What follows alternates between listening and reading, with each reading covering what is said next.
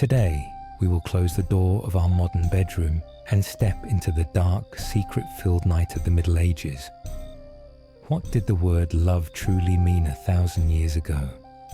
How did the church control not only souls but bodies as well?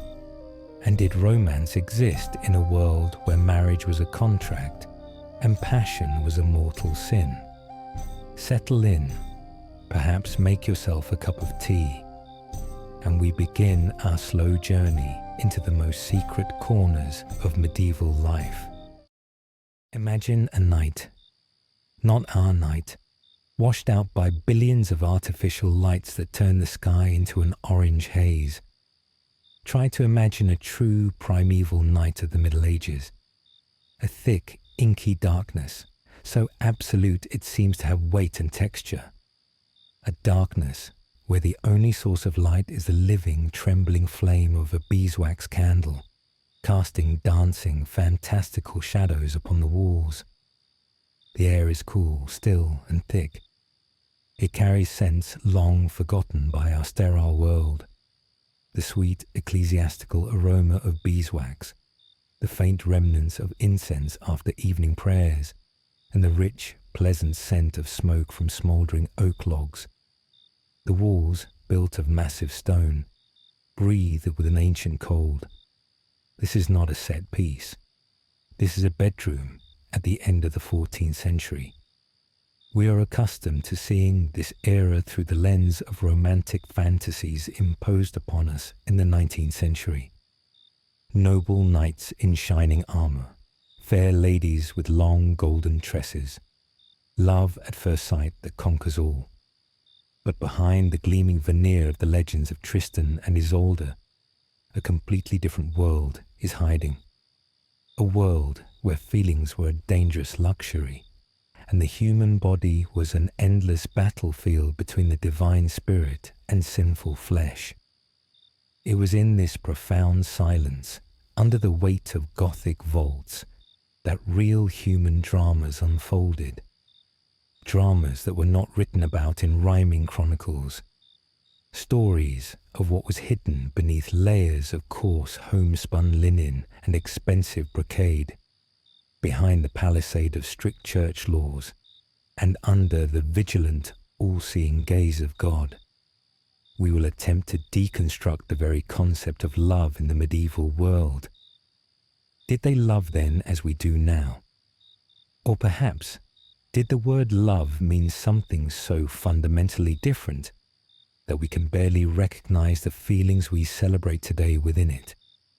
Prepare yourselves, as this journey will require us to set aside our modern perceptions. This is a story about the body, which belonged not to the individual, but to God, the family, and social duty. A story of a love that was born, lived, and died in the deep shadow of an all-encompassing metaphysical fear. To understand the night within the bedroom, you must first experience the night within the city.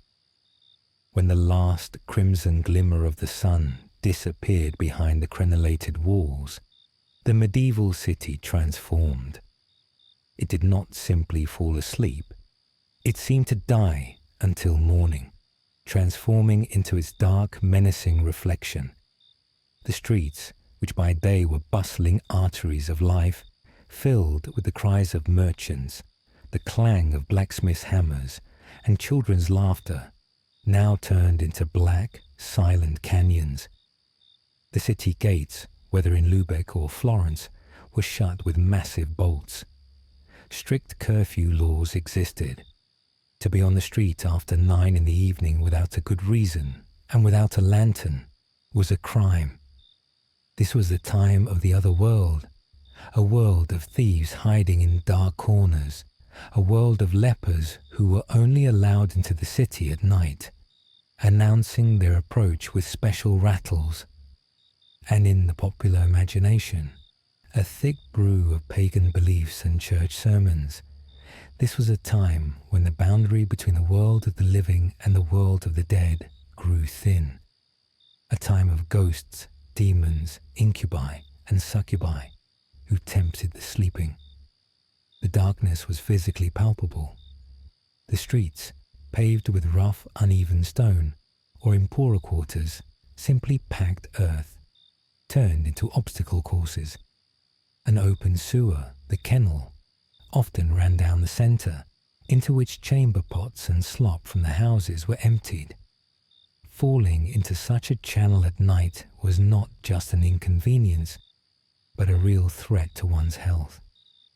Only near the homes of the wealthiest merchants or aristocrats might private torches or oil lamps burn, but this was a rarity. The only island of order in this ocean of chaos was the night watch. These stern men, armed with halberds and lanterns made of oiled paper or horn plates, patrolled the streets, calling out the hours and checking that all doors were locked. But let us slip behind the heavy, iron-bound oak doors. Inside the house, the smells grow even thicker. A mixture of smoke from the hearth, the scent of boiled vegetables, sour ale, and the human body prevails. Hygiene was a relative concept. People bathed infrequently. Clothes of wool and linen were rarely washed, and toothbrushes were unknown. Add to this the smell of livestock, which were often kept in an adjoining shed or on the ground floor for warmth. Now, the bedroom. If it is a solar, the private room of a wealthy townsman, the bed occupies the central place. It is the family's main treasure, passed down through inheritance and mentioned first in wills.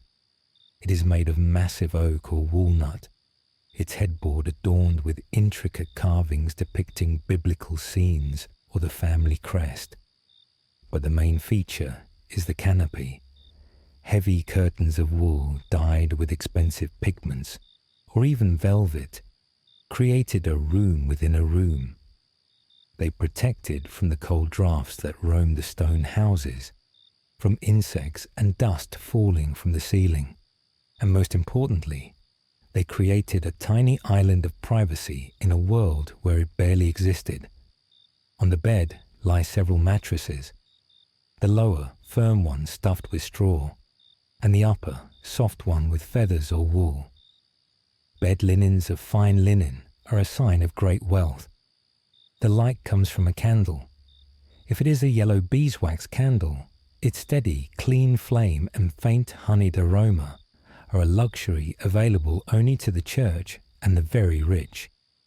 Most, however, use tallow candles made from beef or mutton fat.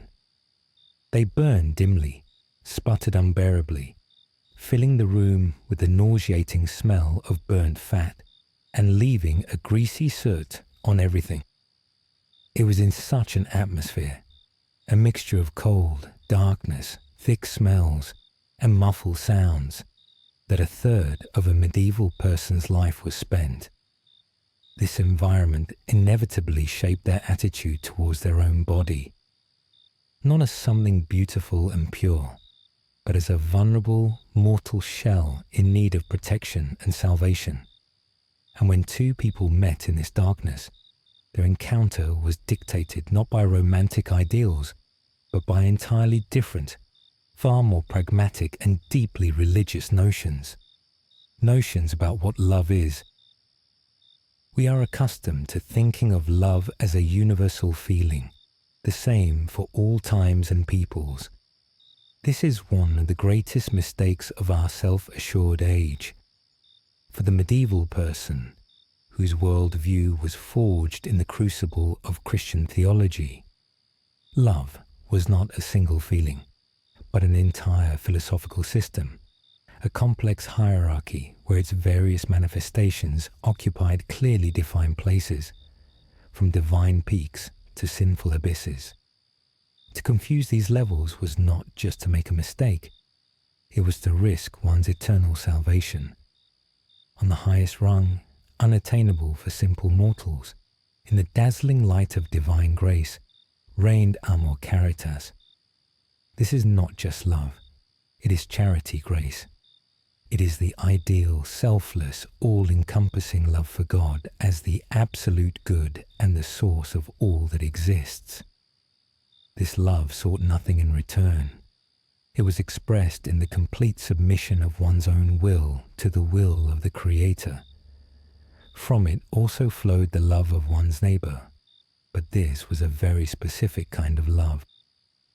To love one's neighbor through caritas meant to love not their unique personality, their character traits, or their appearance, but the image of God within them, the immortal soul. It was a love of action, to feed the hungry, to clothe the naked, to visit the imprisoned.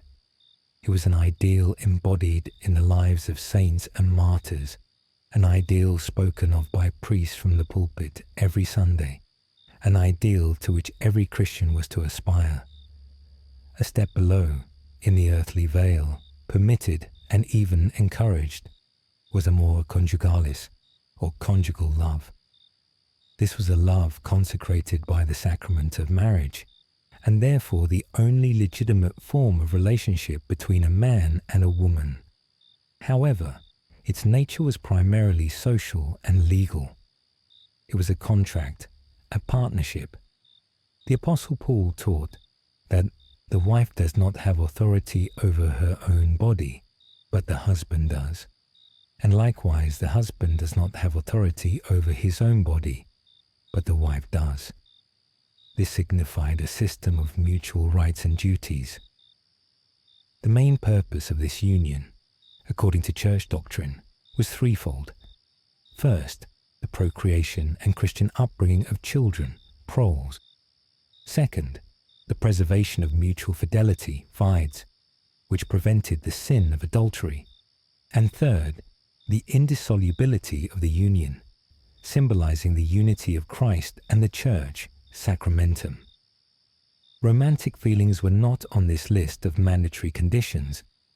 They might arise over the years as a result of a shared life, mutual respect, and overcoming hardships. Such a calm, friendly affection was considered a great blessing, but a marriage made without it was just as valid and sacred.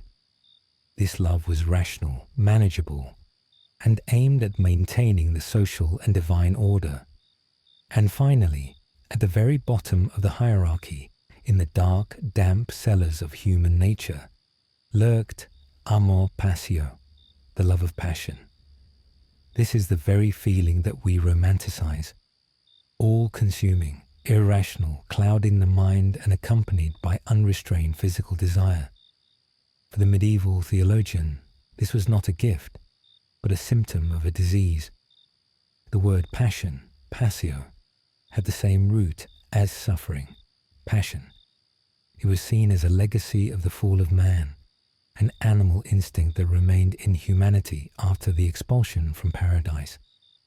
Passion made a person a slave to their feelings. It was considered blind, selfish, and destructive. It led to the breaking of vows, to chaos, to the forgetting of one's duty to God. Theologians went even further. In the 12th century, Hugh of St. Victor wrote, "To love one's own wife with passion is adultery." This idea was repeated by many thinkers, including Thomas Aquinas. Why? Because in a moment of uncontrolled passion, a person derives pleasure not from fulfilling the divine purpose, procreation, but from the physical act itself. It turns the means into an end. It places the creation, the woman, in the place of the Creator, worshipping not him, but one's own lust. It was a form of idolatry that took place in the marital bed. Thus, what is for us the pinnacle of romance, for the medieval consciousness was a dangerous spiritual abyss. And this world view directly determined how society regarded marriage, not as a union of lovers, but as a carefully calculated contract. If love was, above all, a duty, then marriage was its primary social instrument, not a union of two hearts, but a merger of two families, two estates, two political ambitions. The procedure and motives for entering into marriage were rigidly determined by social status, and the concept of marrying for love was something out of the realm of fantasy for the vast majority of the population. At the top of the pyramid, for the high aristocracy and royal families, marriage was an instrument of high politics, a matter of state importance. The life and body of a princess or a young duke were not their private property, but their most valuable dynastic asset. A betrothal could take place when the future groom could not yet walk, and the bride could not yet talk. Consider the marriage of Margaret of Austria and the future King of France, Charles VIII. They were betrothed when she was 3 years old. She was raised at the French court, preparing to become queen. But when she turned 11, Charles broke off the engagement for political reasons and married another, sending Margaret back to her father. Such stories were the norm. Canon law permitted marriage from the age of 12 for girls and 14 for boys, and these norms were used without hesitation to seal treaties as quickly as possible. The marriage contract was a complex legal document. It detailed the size of the bride's dowry, the dows. This could be not just money or jewels, but entire provinces, such as Aquitaine, which the famous Eleanor of Aquitaine brought to her first husband, the King of France, and then to her second, the King of England. Her marriages redrew the map of Europe and became a cause of the 100 Years' War. In addition to the dowry, the contract also defined the donatio propter nuptias, a gift to the groom from the bride's family, and the Morgengabe, the morning gift, which the husband gave to his wife the day after the first wedding night as payment for her virginity.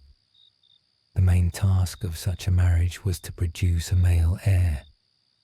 If a wife could not do this, her fate was tragic. She could be accused of infertility and, with an annulment, be sent to live out her days in a convent. In the world of cities, for the patriciate, merchants and artisans, marriage was above all an economic agreement, similar to the merger of two companies. In the rigid world of guild rules, where a craft was passed from father to son, marriage was a way to consolidate capital and eliminate competitors. The son of a weapons maker would marry the daughter of a blacksmith. The son of a cloth merchant would take the daughter of a dyer as his wife. Thus, vertically integrated family businesses were created. Negotiations between families could last for months. Fathers carefully checked each other's financial status and studied their business reputations. The bride's dowry was no less important here, but it took a different form. Cash, a house in the city, a shop with goods, a set of tools, IOUs. It was an investment that was expected to bring profit and strengthen the family's position in the urban hierarchy. And only at the very bottom of the social pyramid, among the peasants who made up the lion's share of the population, was there a little more room for personal sympathies. This does not mean they had complete freedom. The permission of their parents and the feudal lord on whose land they lived and to whom they belonged was mandatory. The seigneur could force a widow or an orphan to marry a specific man so as not to lose working hands. Yet, peasant children grew up together. They worked side by side in the fields, saw each other at Sunday Mass, and danced at harvest festivals. They had a real opportunity to get to know each other, to feel affection. And although economic expediency, a wife meant an extra pair of hands on the farm, played a huge role, the choice was often based on a simple human "I like you." Their marriage was a partnership for survival. Together, it was easier to bear the yoke of serfdom. It was a love born of shared labour, shared bread, and shared poverty. But regardless of class, marriage was for life. It was impossible to dissolve. The church could only annul it, that is, declare that the marriage had never existed. This required serious reasons: proven impotence, the inability to consummate the marriage, hidden close kinship, consanguinity, or coercion. However, this was an incredibly complex and expensive process, available only to a few. For the vast majority, marriage was a union that only death could break. And when this unbreakable union was forged, it immediately fell under the jurisdiction of another, even more complex system of rules. A system that regulated not how people lived together, but how they slept together. And when this earthly contract was sealed, when the families had exchanged lands and promises, the young couple fell under a jurisdiction far higher and stricter than any king or feudal lord. They entered the realm of canon law, where their bodies ceased to be their own property and became the object of vigilant, unceasing control by the church.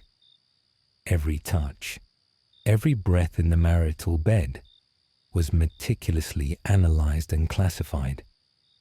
The roots of this total control ran deep into the foundations of Christian thought, absorbing not only biblical commandments, but also the philosophical currents of late antiquity.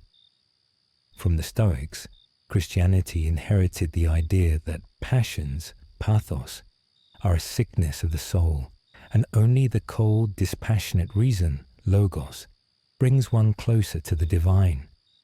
From the Neoplatonists and Gnostic sects came the concept of a dualistic world. The spirit is light, goodness, a divine spark.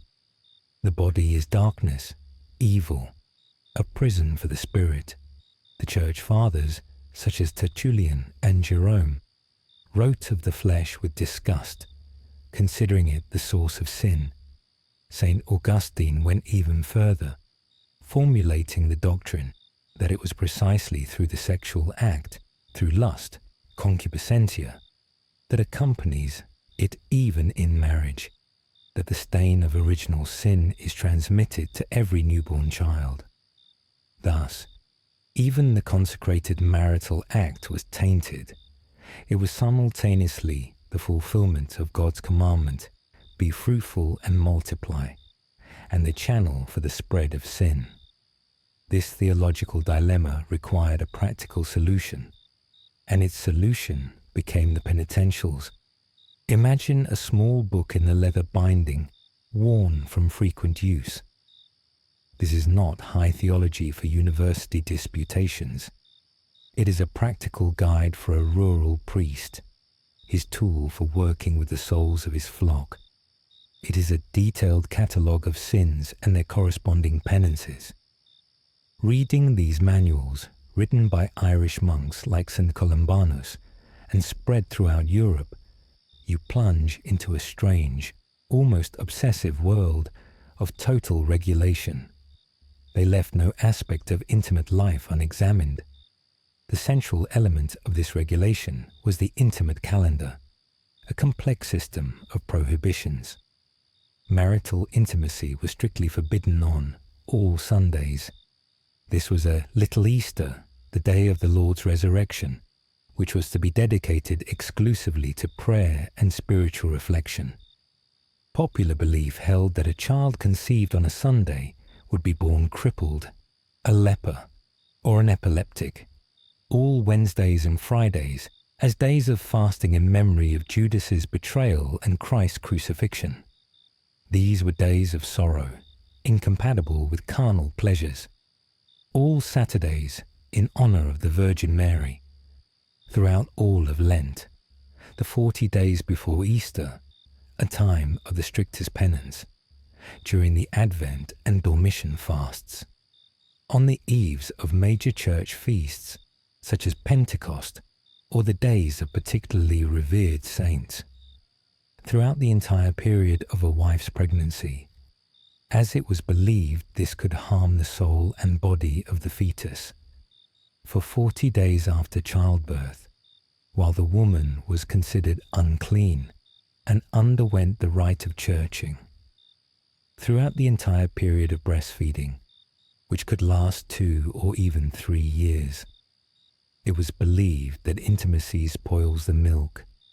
If you add up all these prohibitions, it turns out that only about 80 to 100 days a year were left for fulfilling marital duties.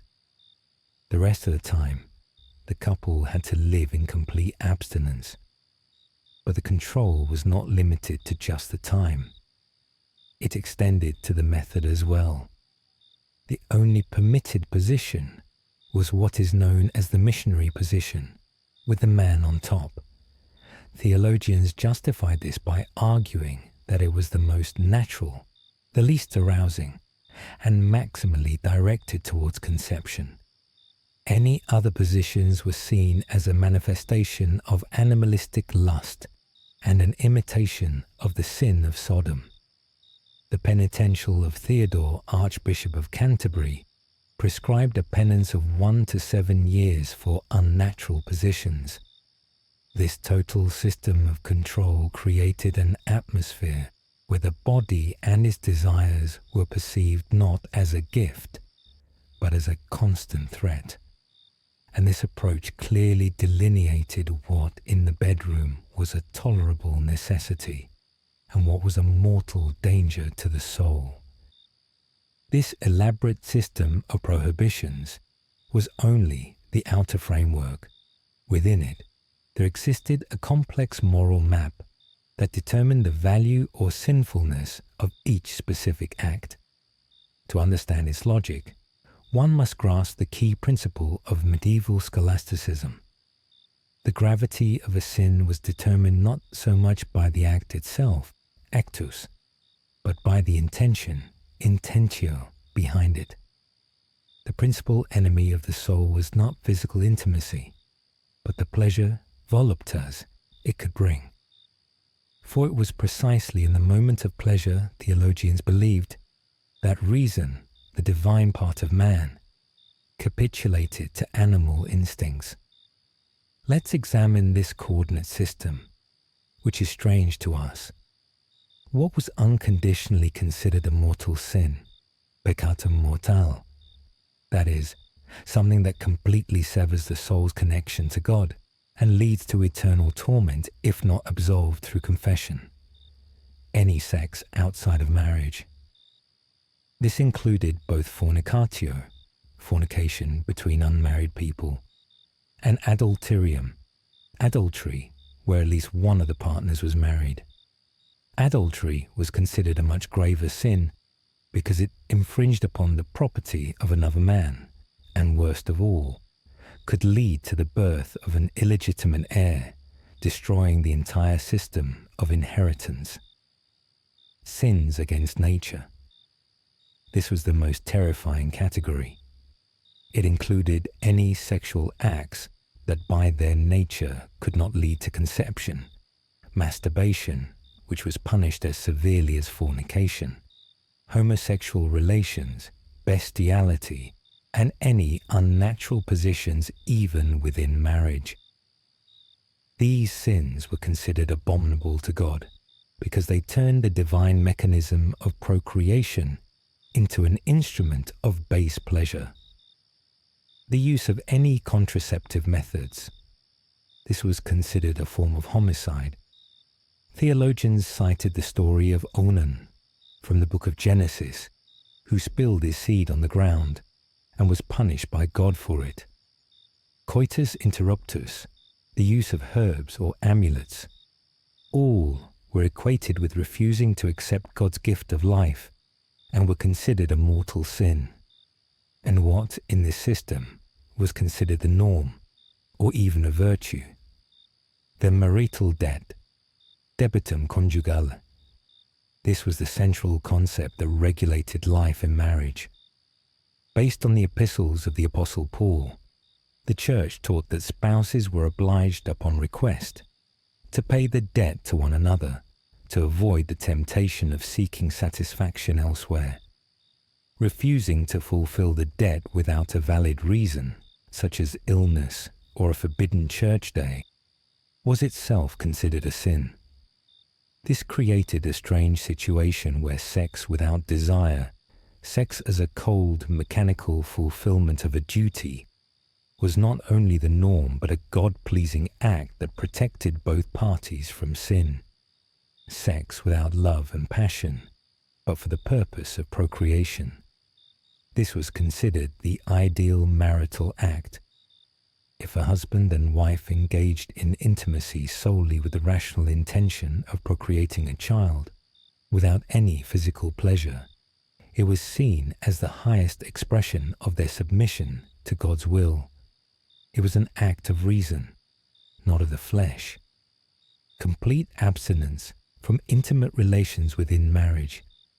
If a couple, by mutual consent, decided to live in complete chastity, like a brother and sister, to dedicate their lives to prayer, it was considered the highest expression of spirituality, an angelic life on earth. Such a marriage was called a Josephic marriage, after the example of Joseph and the Virgin Mary. This system created a striking paradox. An act of love between a lawful husband and wife, full of tenderness and passion, was far more suspicious and potentially sinful than a cold, calculated act of procreation. But while the church was erecting these complex, intellectual and moral walls around the body, in the sun-drenched castles of southern France, a strange and beautiful illusion was being born.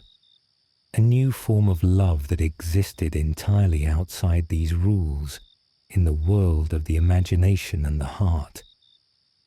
Against the backdrop of all this gloomy theology of sin and the pragmatism of marriage contracts, it might seem that the Middle Ages was an era without romance. But that is not the case. It existed, but in a form so refined, so detached from physical reality, that it seemed more like a beautiful dream. This dream had a name, courtly love, or finamour, fine love, as its creators, the troubadours, called it.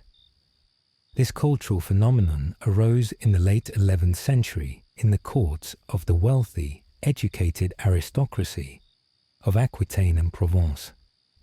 This was a world where women, such as the powerful Eleanor of Aquitaine, were not just objects of political deals, but patrons of the arts, arbiters of fashion and taste.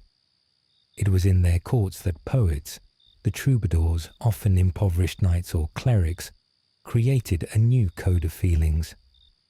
Courtly love was the complete antithesis of church-sanctioned marriage.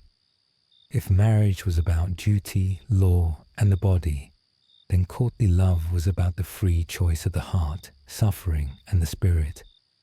It had its own complex rules, which were codified in the late 12th century by Andreas Capellanus in his famous treatise on love, De Amore. The key principles of this game of love were as follows, originating from a glance. Love was born from contemplating the lady's beauty. It struck the knight's heart through his eyes, the unattainability of the object. The lady of the heart was almost always of a higher social status than the knight, and, most importantly, was married, often to his own seigneur. This made their bond a priori sinful and impossible, which only intensified the sweet torments of love. Service to the lady. The knight became the vassal of his lady. He served her as devotedly as he served his feudal lord, but his service was spiritual. He wore her colours in tournaments, dedicated his victories to her, and fulfilled her every whim. This service was meant to ennoble him, to make him a better man. Suffering as a virtue. Courtly love was a source not of joy, but of constant, sweet agony.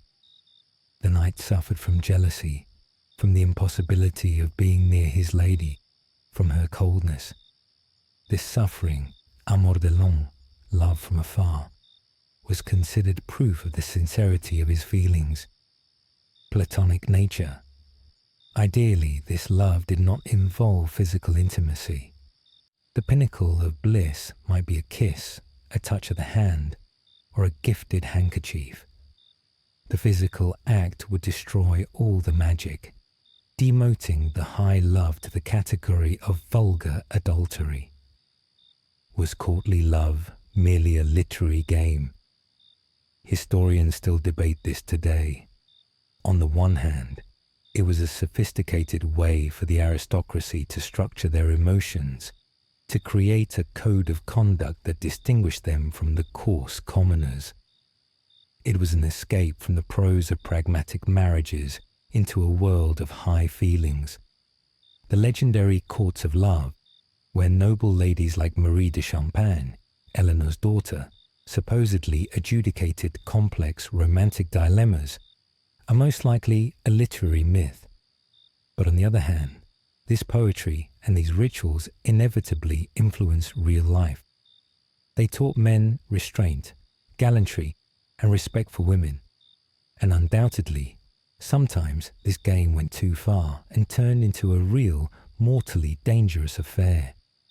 The tragic story of the philosopher Peter Abelard and his student Eloise, though not a classic example of courtly love, shows how destructive true passion could be in this world. Thus, courtly love was a beautiful but fragile illusion, a romantic theatre for the elite. It was a hymn to a feeling so strong that it could exist without the body against all odds. But this exquisite poetry, written on expensive parchment, was a universe away from the coarse, physical reality of the medieval knight for 99% of the population. But while the troubadour in his silk attire sang of his lady's ethereal beauty in a fictional, fragrant garden, 99% of Europe's population existed in a completely different reality, a reality where there was no room for metaphors, only for a crude, unavoidable physicality. To understand their lives, one must descend from the castle towers to the ground, to the dirty, damp, cold ground. The concept of private life as we know it, as a personal space to which others have no access, was entirely unknown to the medieval person. Life was communal. A person was born, lived and died in the sight of their family and community. And nowhere was this lack of privacy more striking than in the sleeping space. Let us look inside a typical peasant hut. It is a one-room building made of wood, clay and straw, wattle and daub. The walls are thin, the thatched roof constantly leaked, and served as a haven for rats and insects. The floor is earthen, barely covered with a layer of old straw mixed with droppings and food scraps. In the center of the room is an open hearth, the smoke from which escaped through a hole in the roof, filling the entire space with acrid fumes. In one corner, a stove.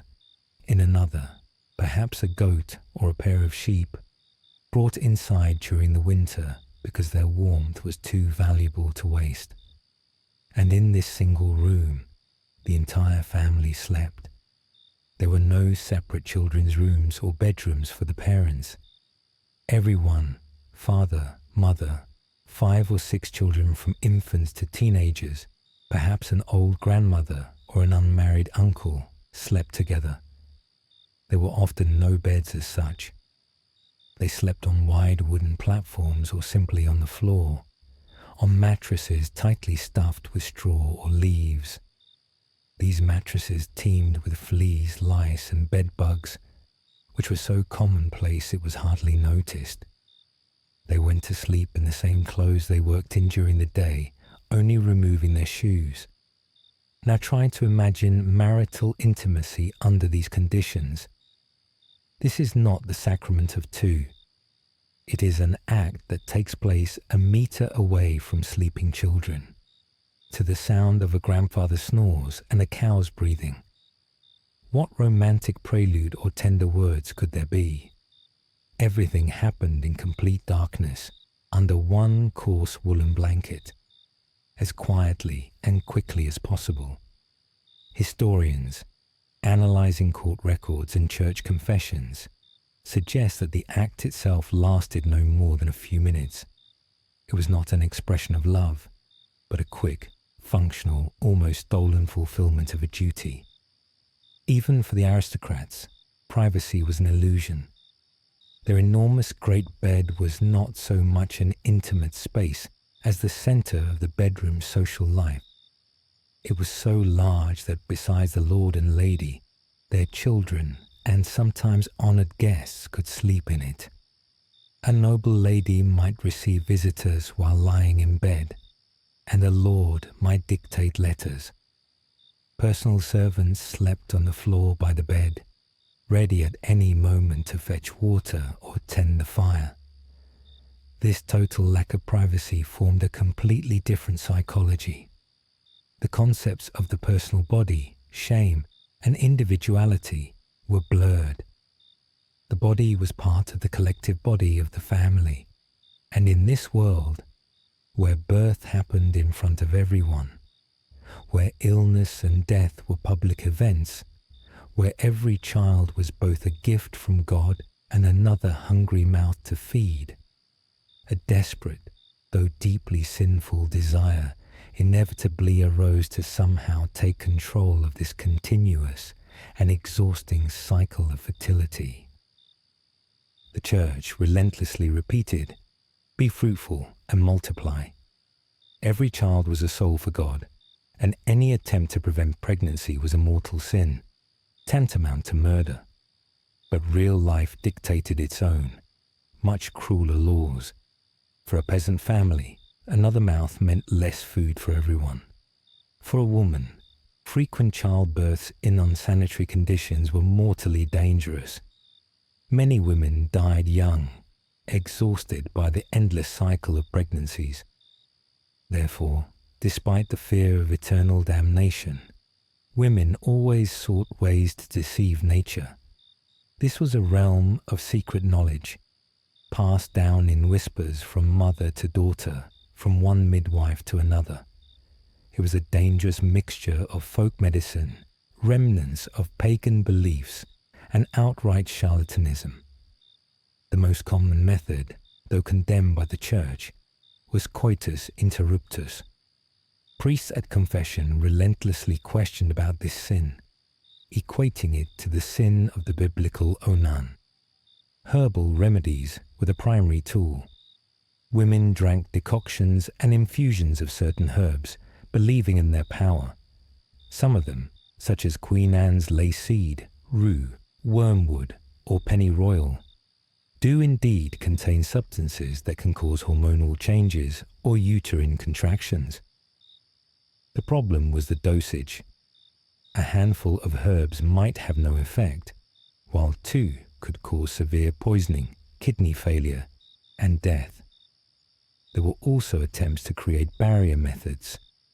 Women used tampons of wool or sea sponges soaked in vinegar, lemon juice, honey, or oil.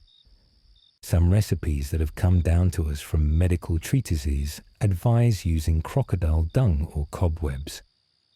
The effectiveness was minimal, and the risk of infection was enormous. The most desperate resorted to magic and amulets. They wore a dried mule's uterus on their body, the bones of certain animals, or believed that spitting 3 times into a toad's mouth would protect them from conception. This was an attempt to magically influence a world they could not control rationally. If an unwanted pregnancy did occur, a woman faced a horrifying choice. Abortion was considered one of the gravest sins and crimes, punished by both the church and secular law. The punishment could be brutal. from a long public penance to the death penalty for both the woman and the one who helped her. But this did not stop those who were in despair. Healers and midwives, in deep secrecy, might try to induce a miscarriage. For this, they used extremely toxic plants such as yew or ergot, a fungus that infects rye. Ergot guaranteed uterine contractions, but also hallucinations, gangrene, and an agonizing death. Another method was crude mechanical intervention with sharp objects, a spindle, a knife, a goose quill. This almost always led to uterine perforation, internal bleeding, sepsis, and a painful death. Medicine before and after in the Middle Ages was a dance with death, where not only life and health were at stake, but the immortal soul as well. But while some women secretly tried to avoid the consequences of intimacy, others, conversely, made it their profession, and society, gritting its teeth, found a way to regulate it. The medieval attitude towards prostitution was the embodiment of pragmatic hypocrisy. On the one hand, the Church relentlessly branded prostitution as a mortal sin, calling prostitutes daughters of the devil who dragged men's souls to hell. On the other hand, both the Church and the secular authorities understood perfectly well that it was impossible to completely eradicate the oldest profession. Therefore, they chose a different path. If evil cannot be defeated, it must be led, or at least regulated and profited from. The theological justification for this position was provided by St. Augustine back in the 4th century, and later developed by Thomas Aquinas. They used a vivid metaphor. Prostitution in society is like a sewer in a palace. It is foul and smelly, but if you remove it, the entire palace will be filled with filth. Prostitutes were seen as a necessary evil that channeled unrestrained male lust, thus protecting the virtue and honor of decent women, daughters and wives, from rape and harassment. Therefore, in many large European cities, prostitution was legalized and brought under municipal control. Special red light districts were created. In Paris, these were the alleys around the Rue Saint-Denis. In London, the famous Stews district in Southwark, which, by a strange irony of fate, belonged to the Bishop of Winchester and brought him a considerable income. The authorities established clear rules: registration and taxation, brothel keepers, who were called uncles, and the women themselves had to pay taxes to the city treasury. Regulation. Fixed prices for services and working hours were established. It was usually forbidden to work on holidays and during Lent. Women were forbidden to forcibly drag clients in from the street. Special attire. Prostitutes were required to wear special signs to distinguish themselves from honest women. This could be a yellow ribbon on the sleeve, a red hat, or a striped headscarf. Medical examinations. The first, very rudimentary, attempts were made to conduct medical examinations to identify sick women, especially with the spread of syphilis at the end of the 15th century. However, the life of a prostitute was filled with dangers, diseases, and absolute contempt. They were social outcasts. They were not buried in consecrated ground. They were forbidden to enter certain parts of the church. For them, there was only one path to salvation: to publicly repent and enter a special convent for penitent sinners, such as a Magdalen convent. It was a paradoxical system where sin was simultaneously condemned and incorporated into the social structure as its integral, though shameful, part. But behind all these rules, contracts, and sins, behind this whole social theatre, a simple, vulnerable human heart was hiding, which, despite everything, continued to search for warmth and true intimacy. We have walked a long path through the darkness of the medieval night and the labyrinths of its world view. We have seen a world where the body was a prison and passion was a disease. A world where marriage was a political contract and romance was an exquisite game for the chosen few. Where society and the church tried to regulate every breath, every movement, every intention of a person, especially in the most intimate sphere of their life. It seems that in such an atmosphere of total control and fear, there was no place for genuine, warm, human feelings. But that is not so. Despite everything, people loved. This is proven not by grand chronicles or poems, but by the small, barely noticeable traces that have miraculously reached us through the thickness of centuries. It is a simple pewter ring found by archaeologists with the inscription engraved inside, "Mon cœur avez," "You have my heart." It is the excerpts from the letters of Margaret Paston to her husband John in 15th century England, where between matters of harvest and debts, she writes, "I pray God to keep you, and send me word as soon as you can, for my heart knows no peace until I know how you are." It is the clumsy drawings of hearts scratched on castle walls, or the small wooden boxes that boys in love carved for their girls. These tiny pieces of evidence are far more valuable than all the courtly romances, because they are real. They show that human nature, the need for intimacy, tenderness, and support, always found cracks even in the thickest and strictest walls of dogma. Perhaps their love was different, quieter, more secretive, more desperate. It was forced to hide in stables, to be expressed through a gifted ribbon or a flower, to speak in the language of hints, but it existed, and the fact that it survived against all odds makes it all the more significant. And when we today, in our world of free choice, speak of love, perhaps it is worth sometimes remembering this long, dark history, a history of love born in the shadow of fear, and to appreciate what is commonplace for us, but was an unattainable dream for them. Because in the end, the need to be close to another person, to share warmth with them and find refuge in them, this is perhaps the only thing that has not changed in the last 1,000 years. And so, another night passes in a world where true feelings were forbidden.